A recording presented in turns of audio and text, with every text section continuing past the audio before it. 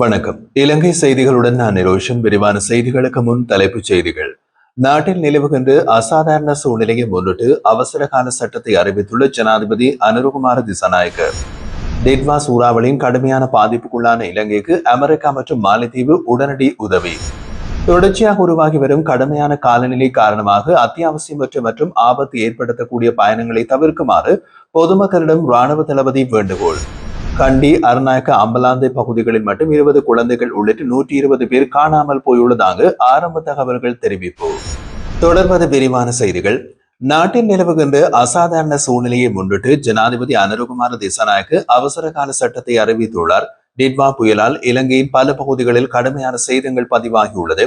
வெள்ளப்பெருக்கு மற்றும் மண் சரிவு காரணமாக 100 கடந்த மக்கள் உயிரிழந்துள்ளதுடன் பலர் காணாமல் போயுள்ளனர்.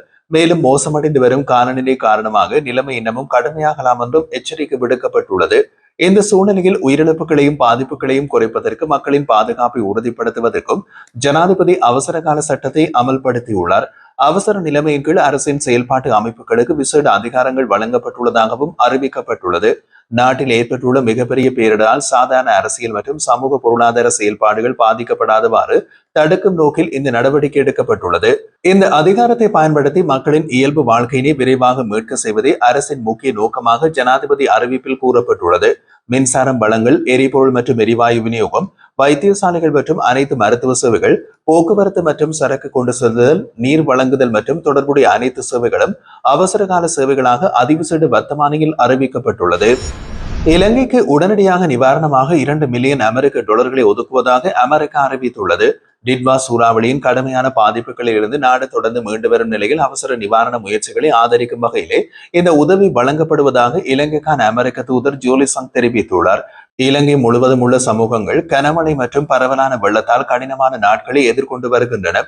இந்த நெருக்கடி நேரத்தில் இலங்கையோடு ஒற்றுமையாக நிற்பதற்கான தமது உறுதிப்பாட்டை வாஷிங்டன் மீண்டும் உறுதிப்படுத்தியுள்ளதாக தூதுவர் கூறினார். அவசர நிவாரண நடவடிக்கைகளுக்கான இந்த நிதி இலங்கையை மீள கட்டியெழுப்புவதில் இரு நாடுகளுக்கும் இடையிலான நீண்டகால கூட்டாண்மையை பிரதிபலிக்கிறது என்றும் அவர் தெரிவித்துள்ளார்.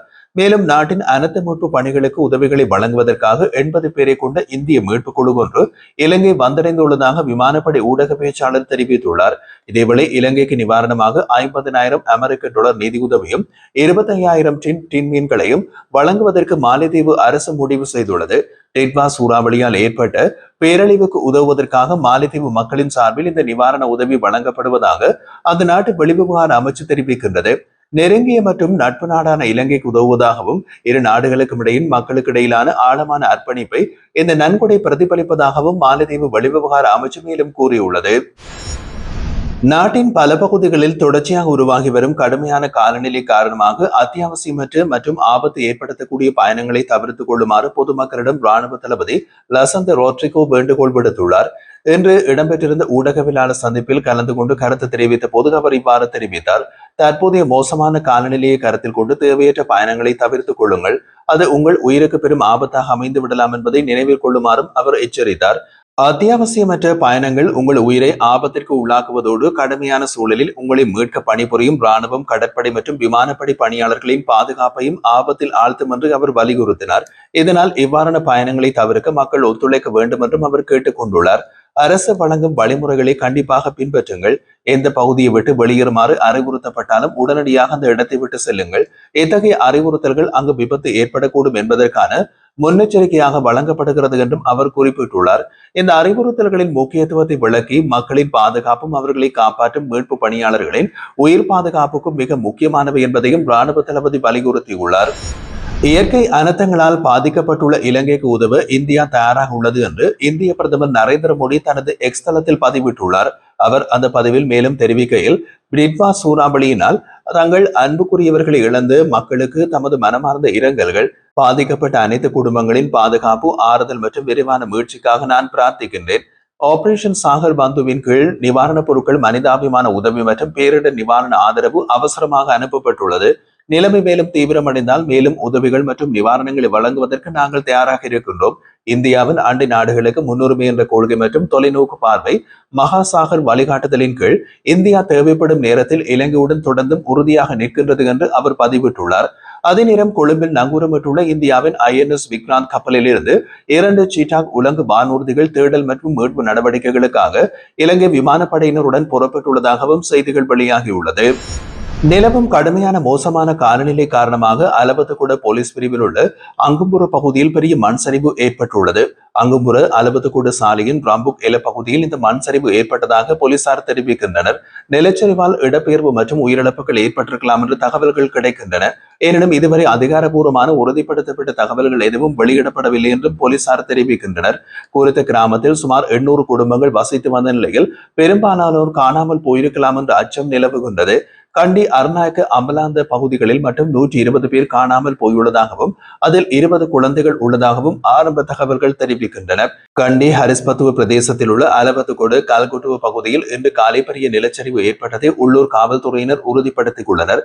நிலத்தின் அமைப்பு மிகவும் நிலையற்ற நிலைமையில் உள்ளதனால் அந்த பகுதிக்கு மீட்பு குழுக்கள் செல்வது கடினமாக இருப்பதாக அதிகாரிகள் கூறுகின்றார்கள். மேலும் தொடர்ந்து நிலச்சரிவு ஏற்படும் அபாயம் இருக்கும் காரணத்தால் அணுகுவதிலும் பெரும் சிரமம் ஏற்பட்டுள்ளதாகவும் தெரிவிக்கப்படுகின்றது. இதுவரை 40 பேர் காணாமல் போயிருக்கலாம் என்றும் கணிக்கப்பட்டுள்ளது. இதேவேளை கொத்மலை ரம்போட பகுதியில் ஏற்பட்ட பெரிய மண் சரிவில் 15 பேர் உயிரிழந்துள்ளதுடன் 50 பேர் காயமடைந்துள்ளதாக கொத்மலை பிரதேச சபை செயலாளர் தெரிவித்துள்ளார். அதனுடன் வரக்காபோல பிரதேச செயலகத்தின் துல்ஹிரிய மொரன்ரோவிய தோட்ட பகுதியில் ஏற்பட்ட மண் சரிவில் 20 பேர் காணாமல் போயுள்ளதாகவும் போலீசார் தெரிவிக்கின்றனர். மேலும் நுரலியாவின் பூண்டுலோயா பகுதியிலும் பாரிய மண் சரிவு ஏற்பட்டுள்ளது. அங்குள்ள மீட்பு பணிகளை மேற்கொள்வதற்காக இலங்கை ராணுவத்தின் ஒரு விசேட குழு சம்பவ இடத்திற்கு பிரயாணம் செய்துள்ளதாக நுரலியா மாவட்ட செயலாளர் தெரிவித்துள்ளார். தொடர்ந்து வரும் மோசமான வானிலை பேரழிவின் உயிரிழந்தவர்களின் எண்ணிக்கை 132ஆக அதிகரித்துள்ளது.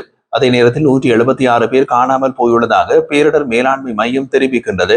வெள்ளம் மற்றும் நிலச்சரிவு ஏற்படக்கூடிய பல பகுதிகளை அடைய தேடுதல் குழுக்கள் இன்னமும் போராடி வருவதால் எண்ணிக்கை மேலும் அதிகரிக்கக்கூடும் என்றும் அதிகாரிகள் எச்சரித்துள்ளதால் பாதிக்கப்பட்ட மாவட்டங்களில் மீட்பு மற்றும் நிவாரணப் பணிகள் தொடர்கின்றன.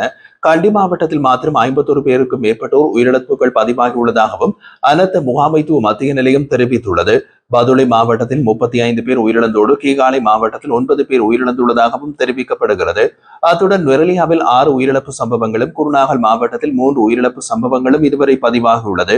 இதேவேளை மொனராங்கலையில் 2 உயிரிழப்பு சம்பவங்களும் அனுராதபுரம், யாழ்ப்பாணம், ஹம்பாந்தோட்டை மற்றும் காலி மாவட்டங்களில் தலா 1 உயிரிழப்புகளும் இதுவரை பதிவாகியுள்ளன.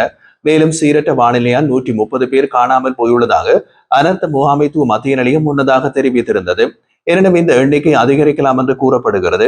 இந்த காலப்பகுதியில் பாதிக்கப்பட்ட 13,690 குடும்பங்களை சேர்ந்த 43,925 பேர் 488 தற்காலிக தங்குமிடங்களில் தங்க வைக்கப்பட்டுள்ளனர். சூறாவளி நாட்டை விட்டு நகர்ந்து கொண்டிருந்தாலும் அதன் மறைமுகமான தாக்கங்கள் இன்னமும் நீடிக்கின்றன என்று வளிமண்டலவியல் திணைக்கள பணிப்பாளர் நாயகம் அதுல கருணாநாயக்க தெரிவித்துள்ளார்.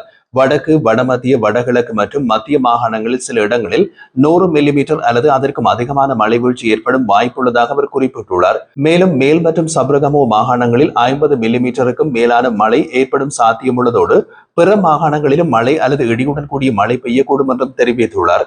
மழை வீழ்ச்சி ஒப்பீட்டளவில் குறைந்திருந்தாலும் அனர்த்த நிலைமை முழுமையாக தணியவில்லை என்பதால் தற்போது பாதுகாப்பு மையங்களில் தங்கியுள்ள மக்கள் தங்கள் வீடுகளுக்கு திரும்புவதை தவிர்த்துக் கொள்ளுமாறும் அவர் எச்சரிக்கை விடுத்தார். சூறாவளியால் சேதமடைந்த மின்கம்பிகள் இன்னமும் முழுவதுமாக சரி செய்யப்படாத நிலையில் சம்பந்தப்பட்ட அதிகாரிகள் அதிகாரப்பூர்வ அறிவிப்பு வழங்கும் வரை வீடுகளுக்கு திரும்பாமல் இருக்க வேண்டும் எனவும் அவர் வலியுறுத்தியுள்ளார்.